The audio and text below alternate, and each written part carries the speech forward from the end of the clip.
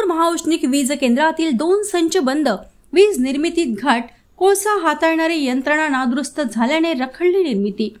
चंद्रपूर महाऔष्णिक वीज केंद्र हे सद्यस्थितीत 2920 मेगावॅट स्थापित क्षमता असलेले वीज निर्मिती केंद्र असून या केंद्रातील 210 मेगावॅट क्षमतेचे 2 संच बंद झाले आहेत। या केंद्रात एकूण 500 मेगावॅटचे 5 संच आणि 210 मेगावॅटचे 2 संच आहेत। येथील संच क्रमांक 3 आणि 4 मधून 39 वर्षांपासून अविरतपणे वीज निर्मिती चालू आहे। काही तांत्रिक कारणामुळे संच क्रमांक 3 आणि 4च्या कोळसा हाताळणी विभागातील गॅन्ट्री खाली पडण्याची घटना घडली आहे। या घटनेचे नेमके कारण जाणून घेण्याकरिता समिती गठीत करून चौकशी व सखोल तपासणी करण्यात येणार आहे। या घटनेमध्ये कोणतीही जीवितहानी अथवा कुणालाही दुखापत झालेली नाही। मात्र या घटनेमुळे संच क्रमांक 3 येथील वीज निर्मिती थांबलेली असून संच क्रमांक 4चे वार्षिक देखभाल व दुरुस्तीचे काम आधीच चालू होते।